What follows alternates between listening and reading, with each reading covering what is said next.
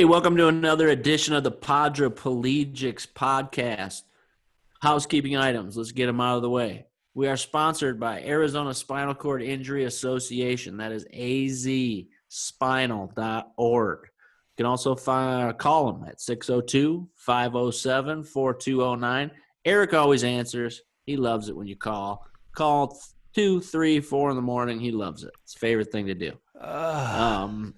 This podcast can be found on YouTube. It can be found on Spotify. It can be found on iTunes. If you are listening, we appreciate you. If you are watching, we appreciate you. Do us a favor. Click that subscribe button down so that way you don't miss anything. And it would really help us out. Even leave us some comments if you want to. We'll get to them. Any bells and whistles, click on it. Yeah, and we'll get to any comments that you leave on the next show, and we'd be happy to answer any questions or try and do our best.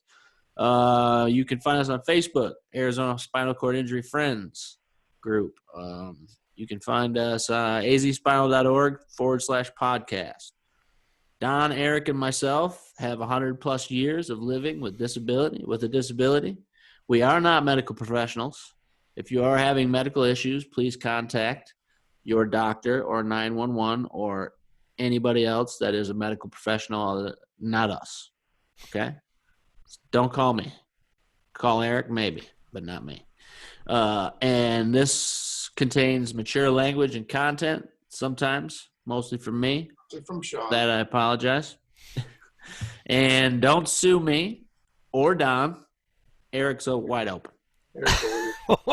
Wide open? He's wide open. He loves lawsuits. He told me his favorite thing to do is to be in court. Yeah, is to being sued and to be in court. So. Oh yeah. Fun stuff. Really. He loves it. He loves it. So yeah, right. That wraps up housekeeping items. So let's get right into it. You're in a different environment from last time. Is there an animal behind you, or am I seeing? Yeah. Well, I have a dog. He's sitting back there. Okay. You're looking a little green. Yeah, we got a lot of green in here. Looks nice. Yeah. My full setup's not here yet, but I'll make do with what we got here, which is good. I mean, I think it looks all right. It works. I'm in the process of reworking my bedroom here, so it's under construction. Very nice. Nice floor. But I am in Michigan, by the way. So, yes. I'm living that lake life, and I'm loving it. It's a little cold today. Fishing? Lucky Been you. fishing every day. Every day? Are you Every catching day. fish? Okay, so what's the largest fish? I don't know. We're catching some big mouth bass, some small mouth bass. I mean, that are, anywhere between 7 to 12 inches. So. I thought you were going to say pounds. Very envious, man. Yeah. Oh, it's 7-pound smallmouth would be huge. That'd be like right. No, that'd be a monster. Yeah, that'd be a big old boy. Yesterday, my stepdad caught a couple bullheads. Caught a big old huge monster big mouth bass. He was racking them in yesterday. I couldn't for some reason I couldn't get it done yesterday. But he was on it. So we have our dock breaks off into two different parts. So he was on one side and I was on the other. And on my side, it must have just been cold over there or something. I don't know. But he was whacking them on his side, but I couldn't get anything on mine. So. In Minnesota, when I go bullhead fishing, we'd always have to do it like in the late afternoon, almost night. Usually night sometimes. Yeah.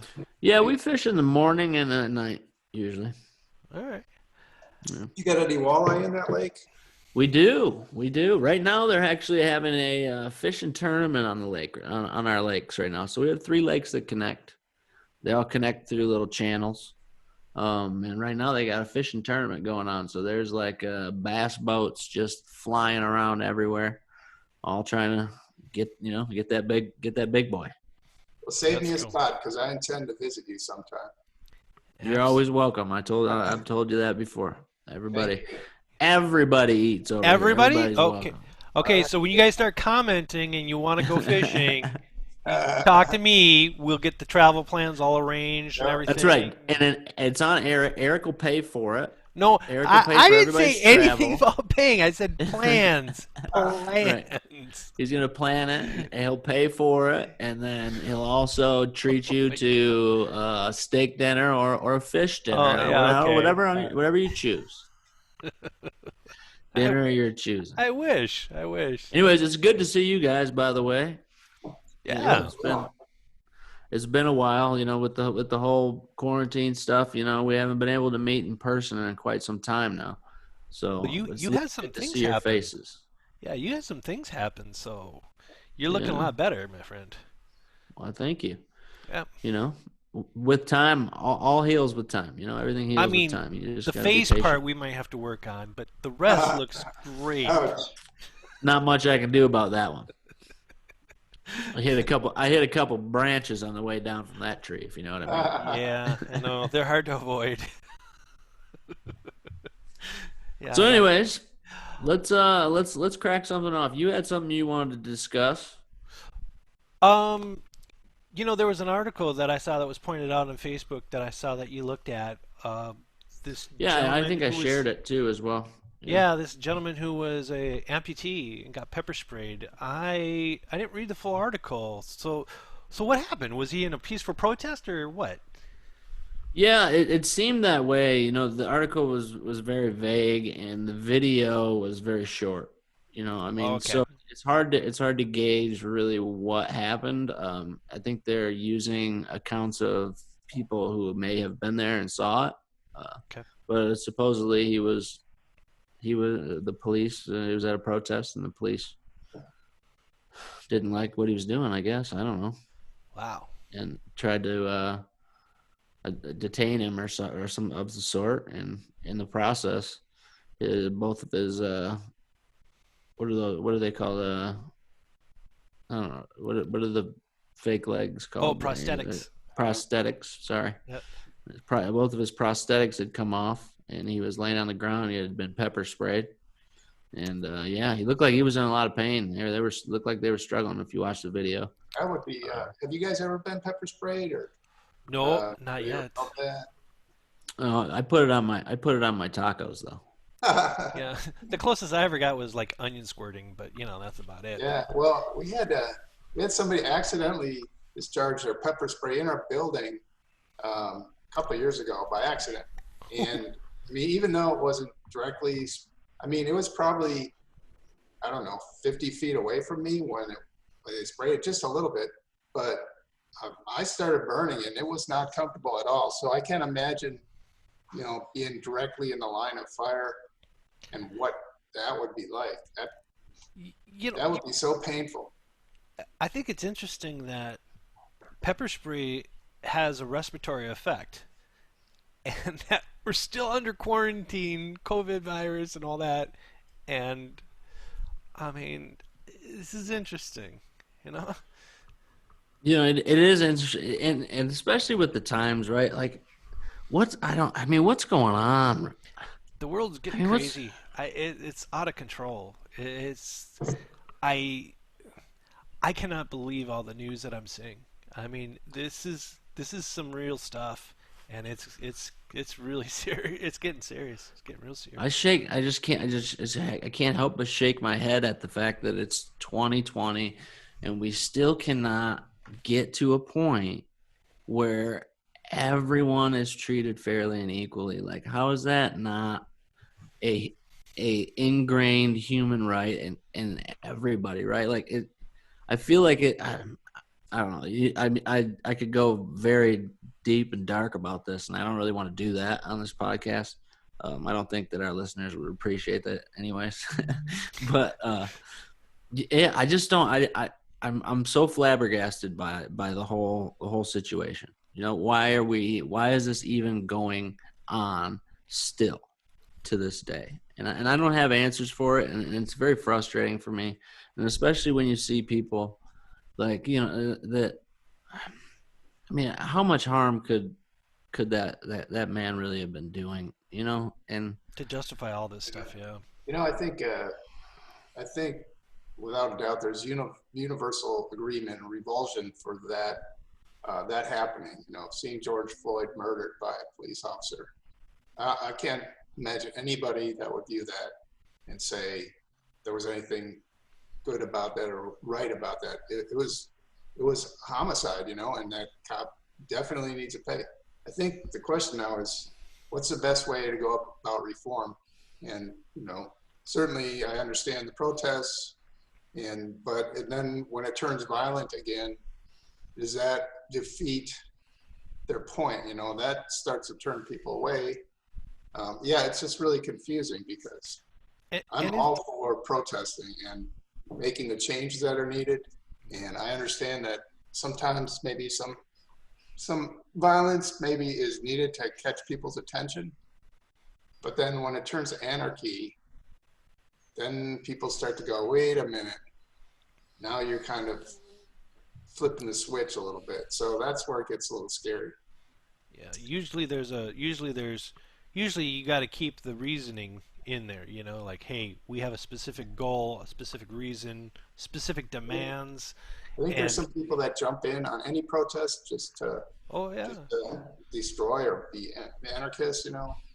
They'll take advantage of any kind of demonstration just to jump in and break some shit, you know. Well, and true reform that always is detrimental to whatever movement it is, in my opinion. It isn't true reform. I mean, true reform is policy changing.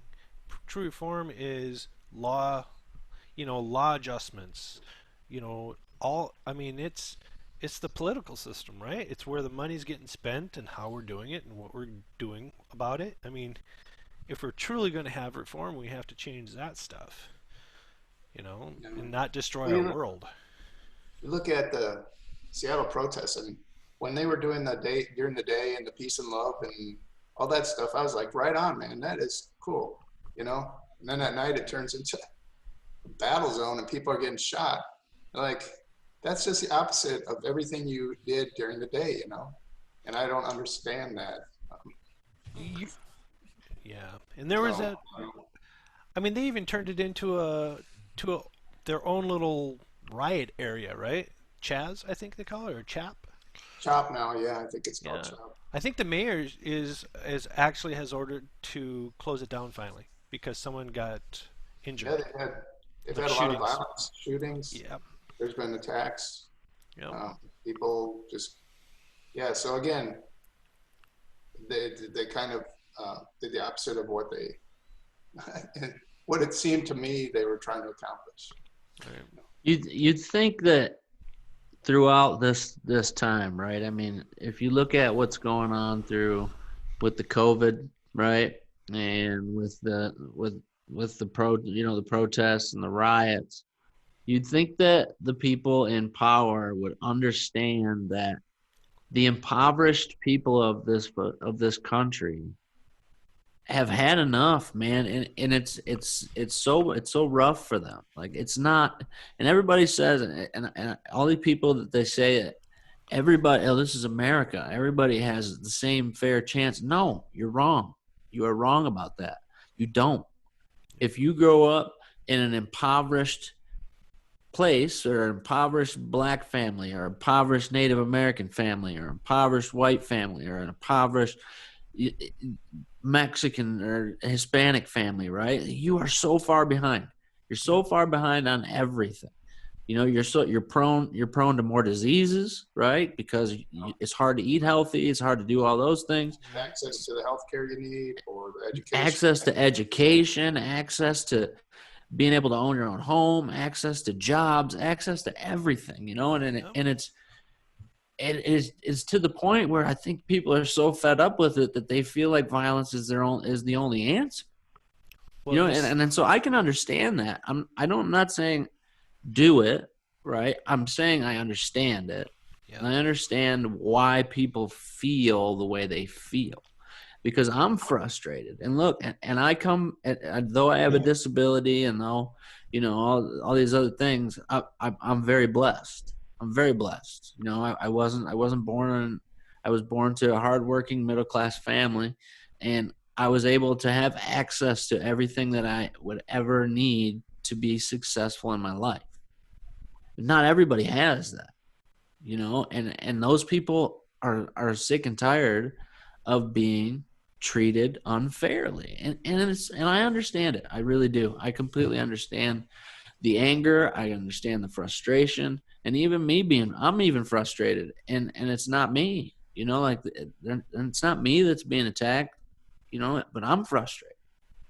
Yeah, I agree. I just hope that out of this comes some organized movement with some leaders that have, you know, the ability to point a way forward, you know, not that it's just a chaotic mess and you have one group over here doing something, one group over here. Then to me, it seems like it's really hard to make progress if you don't have somebody leading, you know, some charismatic, intelligent person that can say, hey, this is what we need to do to step forward. Because we're, like you said, people are ready for a change, whether they're white, black, brown, whatever. They understand there's changes are needed. And so, you know, where's Don, that leader? Where's the person that's going to step up and say, I'd vote for you, Don. I would, yeah. I'm just saying, you're throwing it out Donnie's there. got mine. I think, Don, you got you got an amazing level head, and you think in ways that are beneficial for others. I always see that come out whenever I talk with you. You know. Oh, thanks. But Yeah, you're definitely a better suited than I am. well, I saw some of your wrestler impersonations earlier. Those might get you some votes, but it might get. Yeah, brother. I'm not gonna do them on here, but yeah. But you know, it comes all the way down, and it even affects, you know, like, as far as us in the disabled community, right? It affects us too. You know, yeah. look at education for individuals with disabilities, especially those with mental illnesses, right? Yep. I mean, that's the level of education they get, right, depends on how much money their parents have, right? I mean, that's kind of what it comes down to. And so what's that say for the people who are underserved, right? What do you do if you come from an impoverished background and you have a mental disability? Like, I guess you don't get any type of good education. I mean, you know, you don't have any, I don't know. I'm so frustrated by it, and I don't know how to change it. You know, I don't think that, I don't think that laws right now are going to change this. You know, I don't know what is going to change it. So for me, it's frustration out of that. Like, how can I help? Right. I don't know. And then what can be done about it? I don't know. So, like, that unknown is very frustrating to me. Did you guys see Crip Camp, the documentary? Yeah, they do those. Did I tell you about them? They do those talks. So yeah. Because I mean, that was a kind of a case where people with disabilities had to fight and do some, you know, some social, I don't know, protesting to get some things done.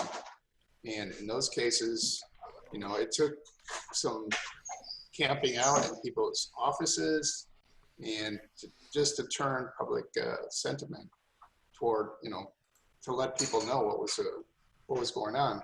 And you know, I see some similarities there. But in that case, you know, again, there were some leaders there, and we needed some people, some legislators to get on our side to make some changes. And so I'm hoping that's what happens in a way in this case. Yeah, I agree. And also, what Don's talking about, you can check out the Crip Camp Zooms. They do Zooms. I don't know if it's weekly or bi-weekly. I'm not 100% sure, but they do Zoom talks. So they talk about, you know, anything, you know, as far as, you know, policy and other things with disabilities and LGBTQ, right? And those, everything to do with all that stuff. It's pretty cool, very informative. You can check that out. If you just go to the Crip Camp websites and stuff, they got links to all that stuff, and you can get on the newsletter, and you can check them out. I've attended 3 or 4 of them on Zoom, and I found them to be good. I found that I learned stuff. I learned some things, which is good. Yeah, I was planning to attend. I haven't been on one yet, but I know they are archived, so you can view them later too if you're not able to be there live. So check that out. And then, related to that, I sure hope that one of the things that comes from this COVID thing is, how hard hit the nursing homes were Yep. I mean, if there's ever a reason to get people out of nursing homes, this is, red sirens, red flags, everything. Home care has to be the way to go for people with disabilities. And you can't be the sad part about it is, Don, is the insurance companies run that business, run that game, and it's run by insurance companies. It's run by Medicare and those kind of things. And when they make choices like that, they make choices not based on your health, not based on what what's best for you. They make choices based on what's best for their pocketbooks. Plain and simple. That has to change. I mean, that's up to us. We have to be on the forefront. Once things open up again and we can be out there, we need to be doing our own protesting. We can't allow them to warehouse people that are inconvenient to keep at home because it might cost a little more. I agree with you. So guys, while we're talking, I went to cripcamp.com, and at the very bottom it has how to get involved, and you can get educational materials, and I mean there's all kinds of stuff, and this is where you access the Zoom stuff too. So I'm just signing up right now, actually. Yeah, I'm signed up. My brother signed up. My brother's the one who told me about it. Shout out to my brother Tyler Helms. He told me about it. He's big into that stuff. He was doing disability law studies for a while, and he knows all about that. We should have him on. We should have him on one day. He's very knowledgeable, especially when it comes to education. He really did a lot of stuff, a lot of work with that stuff. So maybe we should have him on. Tyler, you should come on sometime. Maybe next week or the week after. Yeah, let's get him on. Yeah, that's your brother. That's my brother. Yeah, he just graduated from Stanford University with his law degree. Wow, good for him. Stanford. Dang. Yeah, good stuff, man. You got the looks and he got the brains, or what? Yeah, for sure. For sure. Nice. Yeah, different dads. I think maybe that's what it was.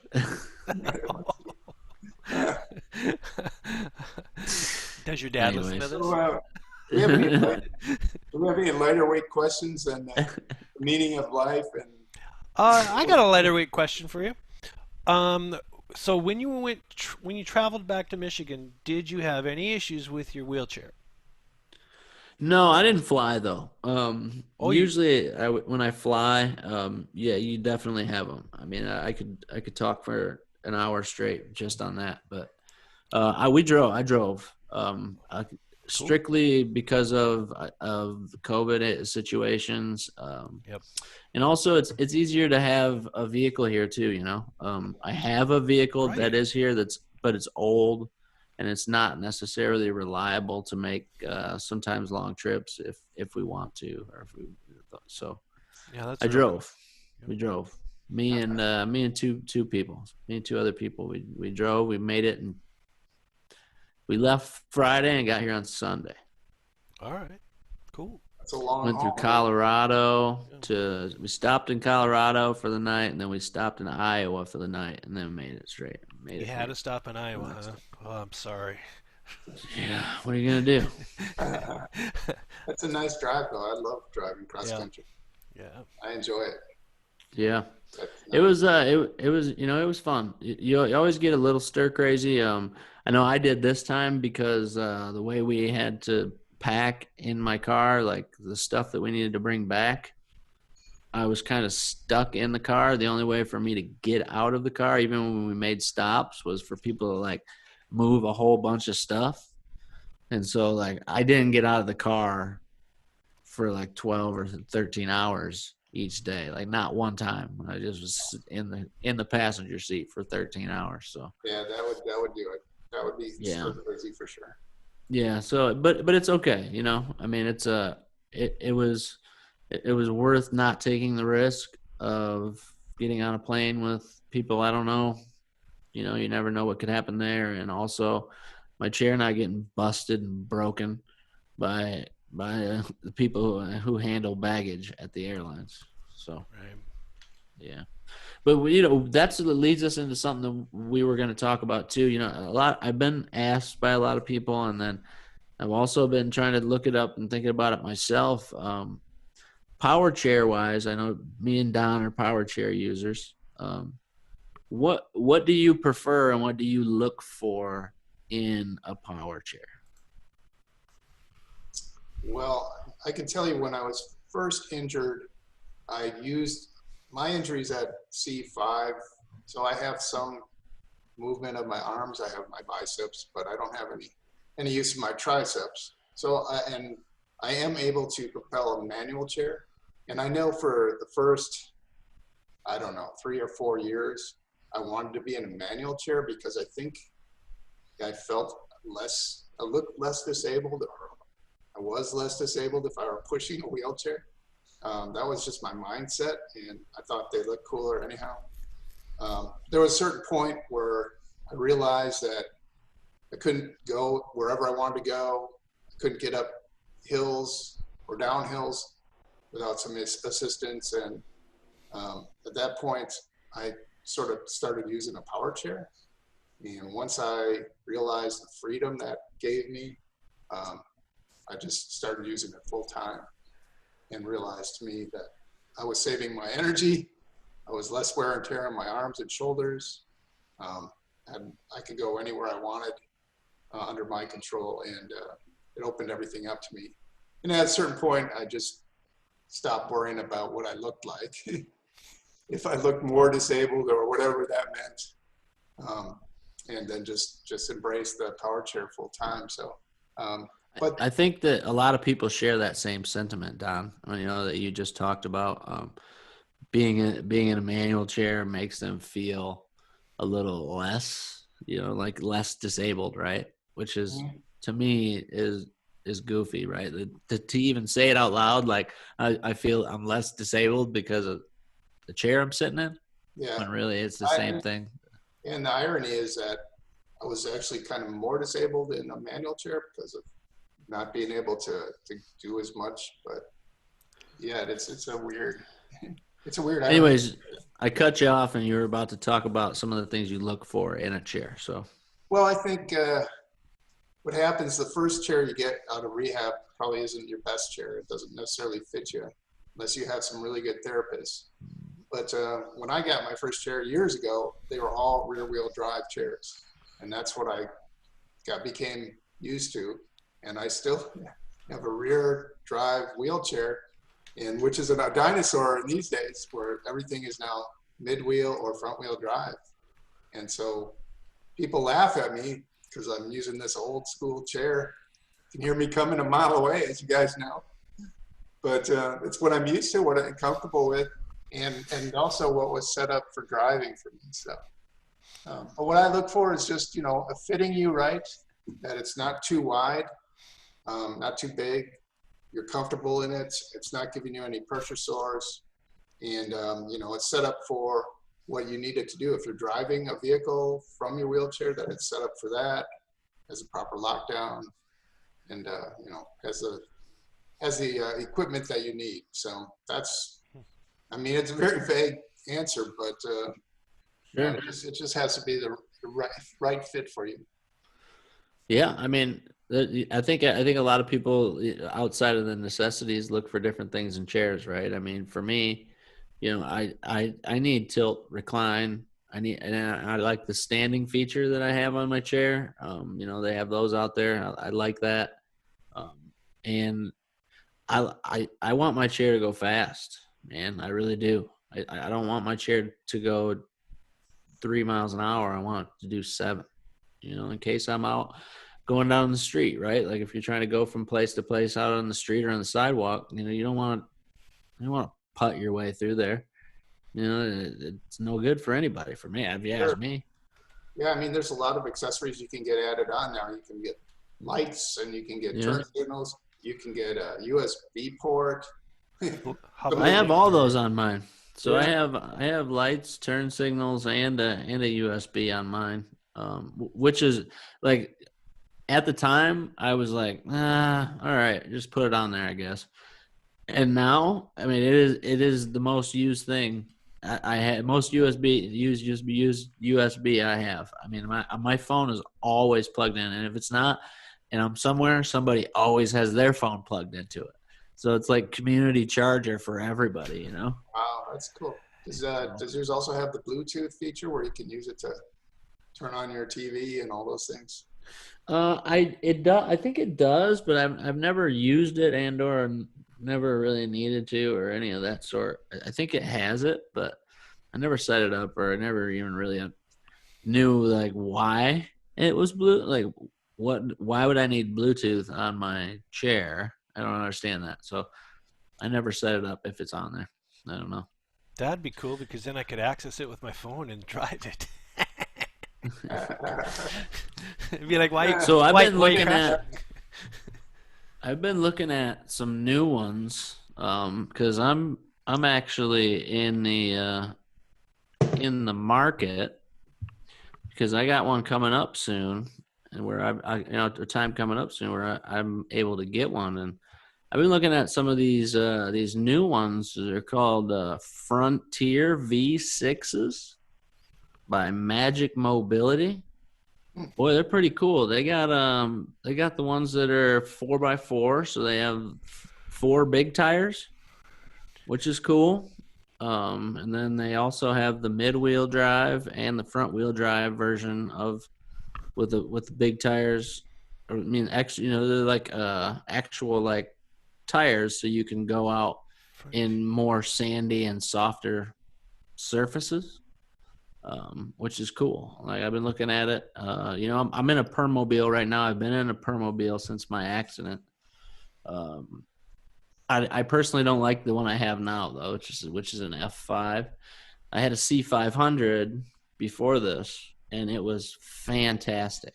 It was one of my favorite chairs of all that I've ever had. And then I got this new one, and I just don't like it. I don't like it at all. It's a mid-wheel drive chair. It's a front wheel. Oh, okay. Yeah, they've all been front wheel. I started with front wheel. Yeah. So. Well, if you need someone to take that off your hand, the Arizona Spinal Cord Injury is very good at repurposing power chairs. So once you get rid of that one and get your new one, just let me know and we'll pick it up. Well, I think I'm going to keep this one. Just for backup situations in which, anytime you fly somewhere and you get home and your chair's all broken and beat up, you got a chair to sit in and get to places. For sure, yeah. Have you guys seen the power chair with the flamethrower on it? I mean, I'm just saying that is an accessory for me. Cakes. What's this? Clearing. You've never seen this? Oh, yeah. I need this. Here I need this in my life. There's this guy that custom makes these power chairs, and they are ridiculous. They're like Mad Max. They have flamethrowers and all kinds of stuff on them. That's really cool. Friend Lance Greathouse. I haven't seen him lately, but he had a brother that was a chair user. So is he the one? He also makes a track chair too. Is that correct? I believe he did. Yeah. Yeah. It's not the one. I mean, I have an action track chair, but I think he made one called like the tank chair or something.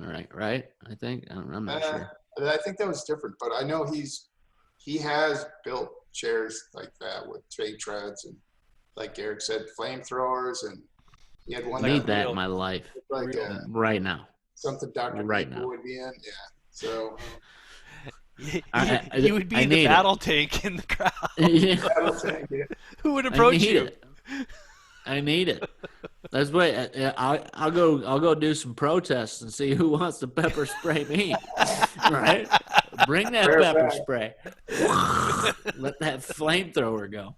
Hey, Shawn, do you use your tank chair much? Your track chair? You know, I don't use it as much as I probably should. But I just got here, so I'm kind of trying to get everything worked out and set up, and I got a lot of appointments that I'm trying to do and all that stuff. I planned on trying to use it today, but then I had a meeting with my case manager, and that lasted like 3.5 hours. So I ended up not doing it, but hopefully I'm going to get in it tomorrow if it's not too hot. Yeah. Ooh, get some pictures and videos on that, man.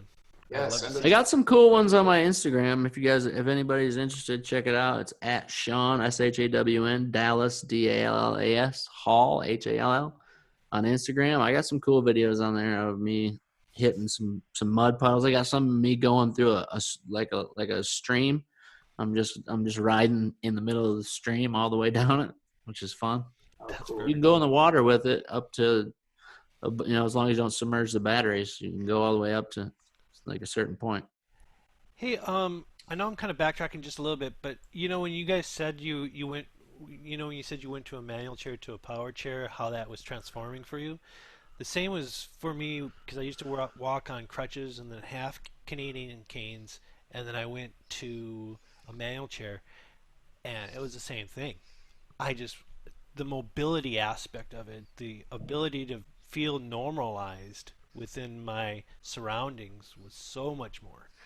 So I could totally relate to you guys, even though I am in a manual chair, because I actually transitioned from crutches to that. And it really, I think what we're talking about is the struggle too, right? The struggle alone of just doing it and feeling wasted, all the energy. So. And also finding, I think part of it's finding yourself throughout the time of being disabled, right? For me and Don, we both had accidents, right? So we had a prior life to the life we have as individuals with disabilities. So when you look at that, like, especially when in the beginning of it, you have to, it takes time to kind of figure out what you want out of life, or what is like your comfort zone, or what makes it easiest for you, and what your situation is. It takes time sometimes, and you might go from a manual chair to a power chair. You might go from a power chair to a manual chair. You might use both. Who knows? You might do rewalk. That's right. Yeah, whatever's, and that's yeah, I agree. Whatever the flavor is going to make you feel most comfortable in your own skin, really. I think that's really the sweet spot of living. So. Yeah, and also I think whatever fits your lifestyle too, your lifestyle is a big part of it. For guys like me and Don, power chairs help us because we can get to where we want. We can get into a car and drive and then get out and then zoom. You can get to places and do what we want without having to be super fatigued. Yeah. Just moving from just getting into the car, right? So, it fits your lifestyle. Some people love being in a manual chair. Some people love it. So. We gotta get you that flamethrower though, man. I need that flamethrower chair. For sure. I can find you some pictures of that. Yeah. I was looking and I didn't find any, but it's and they got one that has like all kinds of skulls on it. It looks like a throne. It looks like a serious throne with wheels. Nice. Yeah, it's pretty awesome. So. Well, I know we don't got too much time left because Don's got to get out of here. Yeah. Yeah, unfortunately, but. Man, I love talking to you guys. This is awesome. I want to honorable mention something that I saw just a few days ago. Honorable mention, Mr. Elon Musk. Okay. Oh yeah. He says that he's a year away from developing a chip to implant into your brain that will pass over somehow your spinal cord injury and allow you to begin to start walking again or feeling again or do it. Wow. He said he's only a year away from human trials. And so shout out to him because he didn't have to do that. He's got billions of dollars and he could have spent it any place he wanted to. So shout out to you, Mr. Elon Musk. I know you can't hear this. You're probably not going to listen, but shout out to you anyways, man. That's Yeah, really appreciate that. Well, did you see the SpaceX launch where they put the 2 astronauts up to the space station, and they land the boosters on a barge to reuse them? I mean, that's amazing. I mean, it's unbelievable. I can't even fathom that. If anybody can do it, that's that guy, though, right? I know, right? Yep. He almost seems like a evil villain from like a James Bond movie. You know what I mean? He's got all this money, and he's just like, check out, come to my lair. I got sharks with freaking laser beams. In a volcano, yeah. How about electric powered accessible minivan or vehicle? Right. I'm telling you, that would suck. We need Tesla minivan. Let's see if it happens.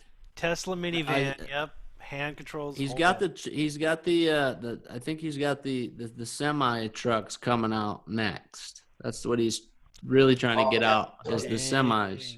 That's really going to get him on the map. Afterwards, if he's getting into this stuff as far as chips in the brain and all those kind of things, maybe that's an area that he would be willing to make some kind of transition to. I know I'd love it. I mean, especially something that helps you self-drive, right? I mean, that's really like his really nice technology. If I had a partial self-driving car, that would ease so many tensions in my life, And they're starting to come out with some of that anyways. I mean, where it'll watch the lines like Lourdes and I, we tried the new Subaru Outback, and it scared me actually because the dealer guys say, well, just let go of the wheel for a second, and we're on the highway going 65 miles an hour. He's like, yeah, just let go on the curve, and we did, and it shifted. It wouldn't let us go over the line, and I was like, oh, okay, you can put your hands back on there. Wow. Yeah, got to be a weird feeling when you're it was letting the car take control. Yeah, it was. Yeah, I hear from people that own Teslas that they say, man, the first few drives of doing it are super nerve-wracking, man. But I also heard from somebody that owns a Tesla that was going down the road and somebody pulled out in front of him, right? And he didn't react. He didn't have time to react, but the car did. So the car dipped to the right, braked on its own, and then dipped back on the road. Like he was like, I didn't do any of it. Yeah. What? That is so impressive. Wow. Yeah. It'd be awesome to be able to have that technology for individuals with disabilities. I think it would change a lot of people's lives. Sure would. Those NASCAR races would be boring though. No rest. They'd just be sleeping behind the wheels, racing each other. How funny would it be if Elon Musk built a NASCAR car that drove itself and it won every race? Yeah, right. That would be amazing. Avoiding all the crashes. No refuel. Yeah. The guy's just sitting there with his arms crossed the whole time going, gosh darn it, I want to do something. F you, Bubba McDaniel. You know what I mean? Oh, did you guys see that too? Speaking of Bubba, the black NASCAR driver. He's the only one right now on the circuit. I thought that was the guy that said he was going to quit because of the Confederate flag. That's not his name. Sorry if I got that wrong. Yeah, no. But they found a noose in his garage, and so they all so they all rallied around him, and then on the race yesterday, they all came out. They pushed his car in unison to the front of the line, the front of the pit, and they all stood around for the national anthem and hugs and high fives and really supported him. So I thought that was really a moving tribute to him. So it's funny how much sports impact the world, right? Oh yeah. I mean, they're so impactful, and when you get people that can come together like that, and it's at a sporting event, and it's it's live on television, and it's something that a lot of people watch. it can change a lot of minds and a lot of hearts, you know. Yeah, so that's awesome. If you get a chance to check it out, I'm sure you can find it online. Again, I apologize. I thought Bubba McDaniel was the name of the guy. It's actually Ray Cicerelli. Ray Cicerelli? Yep, that's the guy. Okay, well, F you, Ray Cicerelli. F you, me. Yeah. Take that one. He'll never see this. I hope he does. If he does. Hey, Ray, hit me up on Instagram. I'll tell you to F you there, too. Oh, the driver's name is Bubba Wallace. And, Bubba Wallace. That's right. Just Google Bubba Wallace, and you'll find the tribute. And, you know, he was totally amazing about it as well. The words he said were so eloquent and so moving and so loving. I mean, that's the way to turn people, to open people's eyes, and you know, just to show them that together we can fix this, not the way, not leaving nooses in somebody's garage. I mean, God, who would do that? I hope they catch that person. Yeah. United we stand, divided we fall, my friends. Yep. That's a good way to end it, man. I agree. Yeah. Look, hey, I'm glad we got a chance to do this. You know, anything that we left off, Eric? No, I like this episode. We need to get a guest though. Yeah, next week we'll have somebody. Even, you know, if I got a couple people in mind. If Don couldn't get anybody to come in next week or something, I got a few people that'll probably do it as well. So we'll have somebody. We will. Hopefully your brother can come on too. I'd love to meet him. Yeah, I mean, I could probably get him to do it next week if we want to do next week. We can talk about it. I also want to get a case manager on here. I talked to him. My case manager today. He said he's willing to come on too, as long as it fits his schedule. That'd be nice to be able to talk to him and have him explain to people what what it is to choose the right case manager. You know, I mean, that can make a big difference in people's lives, and families' lives too, not just the individual but the family. You know. So it'd be good to get him. Shout out Gene Harrison. So shout out Tyler Helms again. Shout out Jeff Anders too. Sorry, my buddy Jeff. He's been angry at me. He's been cussing me out on Fortnite the last couple nights because I've mentioned so many other people, but I haven't said his name yet. So here you go, buddy. Here's your shining moment, Jeff. Hey, Jeff. Hey, Jeff. Kick his ass in Fortnite, Jeff. Yeah. So, anyways, if we got nothing left, I appreciate you guys and love you guys. Love you too, man. Enjoy your back time. At you. Eric, good seeing you as well. Enjoy that nice warm Arizona weather. I'll be out here fishing. You can catch me on the dock. Like Otis Redding said, I'm sitting on the dock of the bay, watching the tide roll away. So jealous. All right. All right, guys. All right, we're out. Peace. Love you guys.